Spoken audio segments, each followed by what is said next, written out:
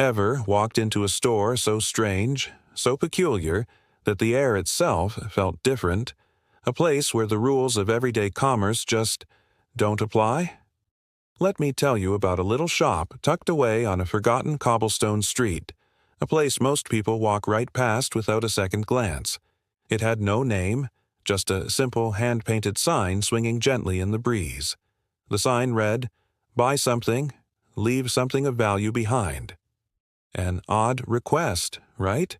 Most of us are used to just paying with cash or a card, but here, the price was more than just money. I first heard about it from an old friend, a collector of oddities. He described it as a treasure trove of the bizarre and the beautiful.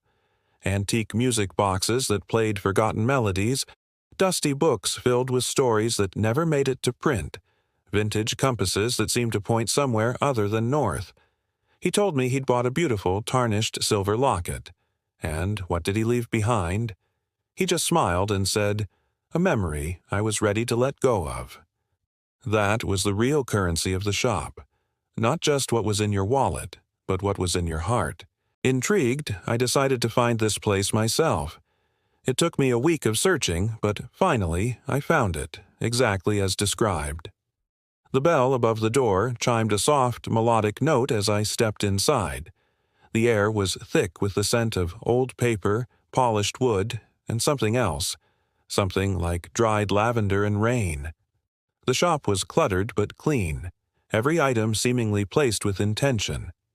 An elderly man with kind, crinkling eyes and a cascade of white hair looked up from behind a counter piled high with leather-bound journals.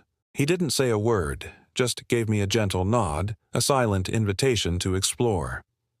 I spent what felt like hours wandering through the narrow aisles. I saw a ship in a bottle, its sails perfectly unfurled, a set of porcelain dolls with eerily lifelike eyes, and a vintage camera that looked like it had captured 1,000 untold stories.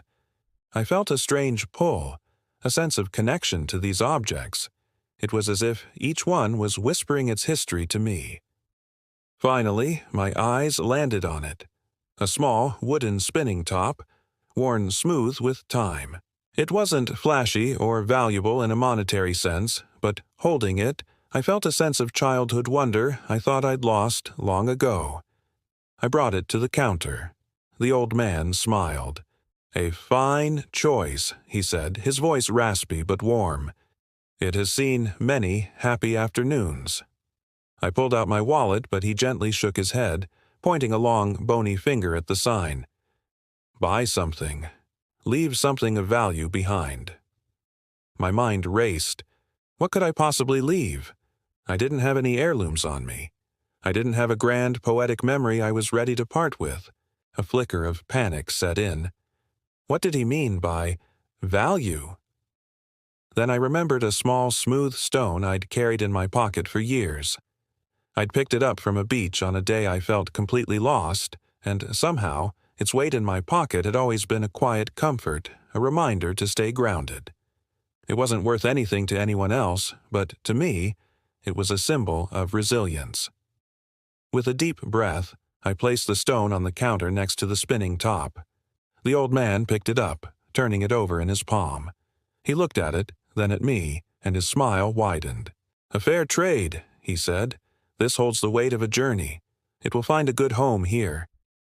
I paid a small amount of cash for the top, and as I left the shop, bell chiming behind me, I felt lighter, as if I'd left a burden I didn't even know I was carrying. Now, this is where the story gets really strange. Remember the sign? And the rule? Well, it turns out, not everyone respects the rules. A few weeks after my visit, I heard whispers around town, stories about people who had visited the shop, taken something and left nothing but a few crumpled bills. They'd scoffed at the old man, called his rule a silly gimmick, and walked out with their treasures, feeling smug and clever. One story was about a man, a wealthy businessman known for his ruthless deals. He'd gone into the shop and bought an antique, ornate fountain pen. When the shopkeeper reminded him of the rule, the man had laughed. "My money is what's valuable, old man," he'd said. throwing a wad of cash on the counter and storming out. He left nothing else. That night, he went home to his lavish apartment, but something felt wrong.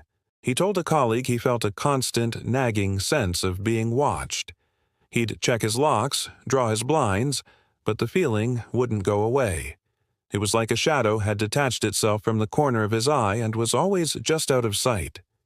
His life started to unravel. He began losing things. Not important things at first, a sock, his car keys, his favorite coffee mug, but then it escalated. He lost a major client, then another. His sharp business acumen, the very thing that defined him, began to dull. He grew forgetful, paranoid. The confidence he once had was replaced by a hollow-eyed anxiety. It was as if the value he had refused to give, the universe, or perhaps the little shop, was taking back from him piece by piece. He had taken something of value, the pen, but left nothing of himself, so something of himself was now being taken. Then there was the story of a young woman, a social media influencer, who visited the shop. She saw the rule as a perfect photo opportunity. She filmed herself browsing, picked out a delicate vintage mirror, and for her item of value, she left a signed 8x10 glossy photo of herself. She thought it was clever, ironic even. She left, posted her video, and got thousands of likes. But then, strange things started to happen. Her reflection in the vintage mirror began to change. At first, it was subtle, a strand of hair out of place that wasn't there in reality. Then, her reflection would have a sad expression when she was smiling. It grew more and more distorted, until one day she looked into the mirror and saw a version of herself that was old, tired, and completely alone. She became obsessed. The perfect, curated image she had built for herself online started to crack. She stopped posting, terrified of what her followers might see, of what the camera might capture. The mirror had taken the vanity she offered and was showing her the empty truth behind it. The value she had left, a superficial image, was being reflected back at her in the most terrifying way. She had left an empty representation of herself, and in return, her own self-worth felt like it was becoming empty. These stories, and others like them, all shared a common thread. Those who took without giving, who treated the shop's rule with contempt, didn't just walk away. They left with something extra, an unseen attachment. It was a creeping sense of loss, a shadow of misfortune that clung to them. It was as if they had created a void by refusing to participate in the shop's unique exchange, and that void had followed them home, slowly draining the value from their own lives. The shop wasn't just a store. It was a scale, a place of balance. It operated on a principle far older than money, the law of reciprocity. You can't just take in this world. You have to give something back. The value doesn't have to be monetary. It can be a memory, a story, a hope, a fear, a simple stone from a beach. It just has to be real. It has to be a piece of you. By leaving something behind, you weren't just completing a transaction. You were engaging in an act of balance, of letting go. Those who ignored the rule broke that balance. They created a debt. And the shop, in its own quiet, mysterious way, always collects. It takes back the value that was refused, not in dollars and cents, but in luck, in peace of mind, in the very essence of what makes a person's life feel full. It's a powerful reminder, isn't it? What we take and what we give defines the world we create for ourselves. Sometimes the most valuable things we possess are the things we are willing to let go of. And sometimes the highest price we pay is for the things we take for free. I still have that wooden spinning top.